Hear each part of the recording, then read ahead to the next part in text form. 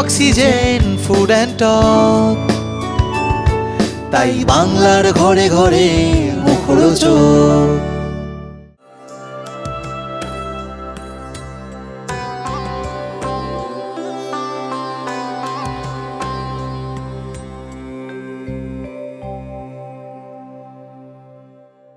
আচ্ছা বলো, আজ তো রথের লুকে আমরা দেখতে পাচ্ছি, এখনো তো সিন শুরু হয়নি কারণ বাইরের যা ওয়েদার। একটু বলো তোমার এখানে তুমি স্পেশাল কিছু শুট থাকে তখন বৃষ্টি হয়। হ্যাঁ, এটা সত্যি। তাই না? বিয়ে থেকে শুরু করে এখনো রথ। ভয় করে তার কারণ হচ্ছে যে বিশেষ করে আমি যেহেতু একটা সময় লাইন প্রোডাকশন করেছি, আমি জানি যে প্রডিউসারের এক একটা সেকেন্ডে কি মূল্য আছে।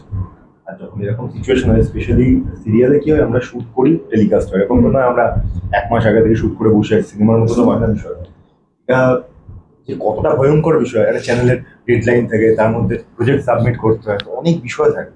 তো সেইখানে যখন এরকম সিরিয়াস কন্ডিশন হয় না, তখন আমরা সারাক্ষণ প্রে করতে থাকি যে প্লিজ তাড়াতাড়ি যেন আমরা কাজটা শেষ করতে পারি। তাছাড়া রথের আজকে আমরা দেখতে পাবো যে রথ টানছো তোমরা, তো রথের এক্সপিরিয়েন্স তোমাদের কিরকম? মানে ছোটবেলা রথ বললে কি মনে পড়ে তোমাদের ছোটবেলার কিছু?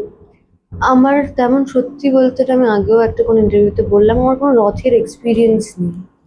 মানে রথ টানা বা ওরম কোনো, মানে হ্যাঁ রথের মেলায় গেছি প্রচুরবার, বা সেই একটা ঘুরতে যাওয়া হ্যান ত্যান বন্ধুদের সাথে করেছি, কিন্তু রথের যে একটা খুব ভালো একটা মেমোরি আমার সেটা নেই, সত্যিই নেই।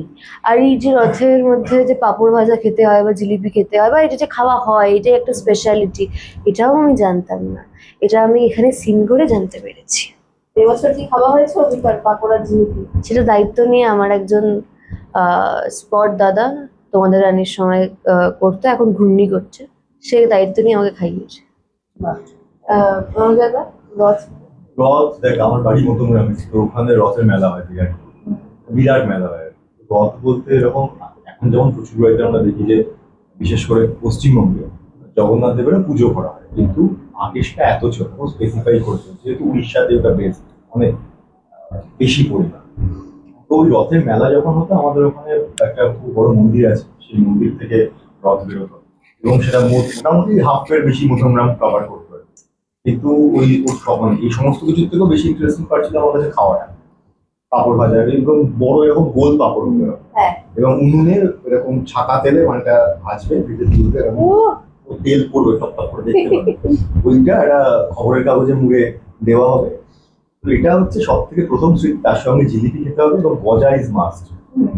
গজাটা ওরকম I don't know, but back in Siliguri there is a thing called লটকা। ওটা কে কে খেয়েছো কিনা আমি জানি না। হ্যাঁ হ্যাঁ, অনেকটা ওরকম টাইপের, আমলা টাইপের দেখতে হয়। আমি আশফল যেটা আমরা I don't know, আমি এটুকু জানি এটাকে এখানে লটকা বলে, ওইটা প্রচুর খেয়েছি। আশফলটা যেটা লিচুর মতো। হ্যাঁ, বুঝতে পেরেছি, আশফল। ওইটাকে ওখানে ওটা খুব টক হয় খেতে। টক সবসময় হয় না, ডিপেন্ড করছে। না তাহলে অন্য হিসেবে বলছি। আশফল তো টক কোথায়? টক আর মিষ্টি। আচ্ছা, এই রথের মধ্যেও তো আমরা দেখতে পাচ্ছি ঝুমকি নানান ধরনের ষড়যন্ত্র করে বেড়াচ্ছে। তো আমরা যেটা সিনেও দেখছি যে কাল পটকা রেখে দিচ্ছে প্রদীপের মধ্যে, এই সব খুচরো ভিড়ে খুচরো ভিড়ে ওই দোকানে যখন টাকা ফেরত দেয় আগে, বিশেষ করে যে 5 টাকা 2 পয়সা 5 পয়সা খুচরো একটা ভিড়ে, বুঝতেই পারে না বড়সড় কোনো কাজ বাজ করে না, বড়সড় কাজ করছে তো মেন ভিলেন। তো এই খুচরো ভিলেনের যে কারুকার্যগুলো, এগুলো তুমি নিশ্চয়ই দেখেছো, তুমি সিনটা পড়েছো, অভিতা মনে এখন অব্দি জানে না এই সিনের বিষয়ে। আমি এটা বুঝতে পারি, আমার খুব মনে হয় যে ব্যক্তিগত জীবনে মানুষের এরকম কেন হয় না, কেউ একটা কোথাও শয়তানি করছে, পিএনপিসি করছে, নিজের খুব কাছের বন্ধু সেই গিয়ে আমার সম্পর্কে অন্য কাউকে বলছে, সেই সময় ব্যাক থেকে এন্ট্রি করে শুনে গেলাম। না, আমার সাথে হয়েছে।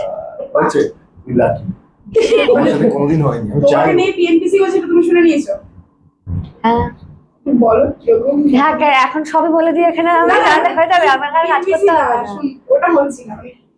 হ্যাঁ মানে এরকম হয়েছে, আমার বিষয়ে কথা হচ্ছে, আমি বলে হাই ভাই, এরকম একটা লুক আসে, তারপরে খুব প্রিটেন্ড করবে যে কিছুই, হ্যাঁ কেমন আছিস হ্যান ত্যান, এরকম হয়েছে অনেকবারই। আমার তো কোনো সময় খুব মনে হয় যে ধর মনে হয় যে যখন মনে হয় ভগবানকে বলি আর কি, যে এই যে এত মিথ্যে হচ্ছে, এত চারিদিকে মিথ্যে হচ্ছে, মিথ্যে মানুষ মিথ্যে নিয়ে এত কারা ছোড়াছুড়ি করছে, ঠিক আছে, সেখান থেকে যদি সত্যিগুলো কাজ সেরকম হতো যে কোনোভাবে স্টার্ট করে একটা এমন জিনিস হলো যে এটা সত্যি, এটা আমরা জানতামই না, এরকম একটা ফ্ল্যাশের মতো যেত, যেরকম জানো না আমার সিরিয়ালে ফ্ল্যাশ গেল, অমুক সময় দেখা গেল, সব জানতে পেরে গেল। আই উইশ এরকম যদি হতো। নরম তো হয়, খুব কম হয়। আমি ভাই খুব চাইবো। বাসটা খাওয়ার পর ফ্ল্যাশ যায়। আমাকে আর যায় না, ওই বাস খাওয়া অব্দি থেকে যায়, না আসল ঘটনা কারোর কাছে পৌঁছোই না। তুমি এক্সট্রাঅর্ডিনারি। বা এরকমও যদি একটা কিছু শক্তি থাকতো যে মিথ্যা যে বলছে তার মুখটা দেখেই বুঝে যাচ্ছে যে সে মিথ্যা বলছে। সে তো এমনি বুঝে, তার জন্য আরো সত্যি দরকার। তার জন্য অভিজ্ঞতা, জীবনের যা যা আগে থেকে বাস খাওয়ার এক্সপিরিয়েন্স আছে, বাবাও দেখলেই বুঝে যায়। বাবা কবিতা বুঝতে পারে? হ্যাঁ, ওয়ে অফ টকিংই বোঝা যায় একটা মানুষ কোন সত্যি বলতে পারে। ডিপেন্ড করছে তুমি কত পরিমাণে বাস খেতে পারো। এটা ডিপেন্ড করে সামনের মানুষটা কত বড় সুন্দর করে গুছিয়ে মিথ্যেটা বলতে পারছে, সেটাও একটা আর্ট। বিরাট। তাদের থেকে 100 হাত দূরে, তাই তো? না ঠিক আছে, বলো না, আমি ধরে নেবো। ওখানে সব থেকে বেস্ট ট্রিক হচ্ছে যে আপনি এটা ভাবছেন আমাকে, আমি সেটাই, আমি সেটাই ঠিক ভাবছেন আপনি, এটা ভেবে সে আরো আরো এগুলো করতে থাকে। ওকে, আমি বুঝি যাবো। আচ্ছা, শুটিং চলছে, সব চলছে, তাও অভিকার মনে হচ্ছে একটু ডাউন। কালকের দিনটা খুবই কষ্টকর গেছে আমার মনে হয়।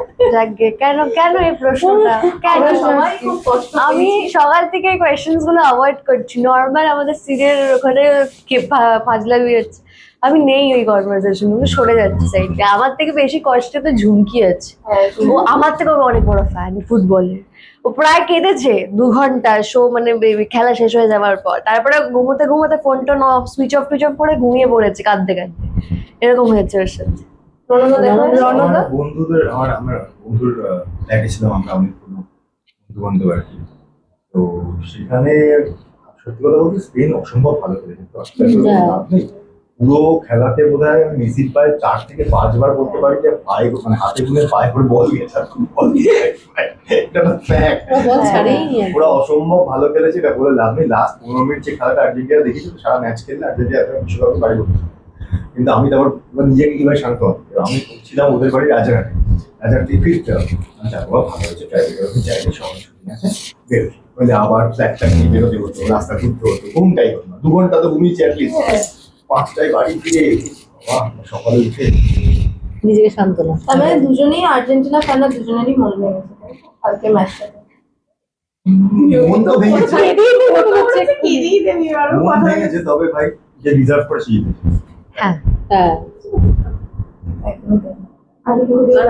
আর দুঃখ আর কি দুঃখ দিয়ে লাভ নেই বলছে। আর শেষ করব, দর্শকদেরকে কি বলবে শেষে? রথের স্পেশাল এপিসোড আসছে, সব মিলিয়ে দর্শকদেরকে রথযাত্রার স্পেশাল এপিসোড আমাদের হচ্ছে এখন 20 থেকে 21, সেটা নিয়ে খুবই কামছাম চলছে। আমরা সবাই খুব ওয়ারিড, কারণ বাইরের ওয়েদার খুব খারাপ, আমাদের রথের এপিসোড এখন শুট করতে হচ্ছে। তো আশা করছি আপনাদের প্রত্যেকটা এপিসোড যেরকম এতদিন ভালো লেগেছে, আরো খুবই ভালো লাগবে। তো দেখতে থাকুন প্রতিজ্ঞা, প্রতিদিন রাত 9:30টায় শুধুমাত্র 4 বছর।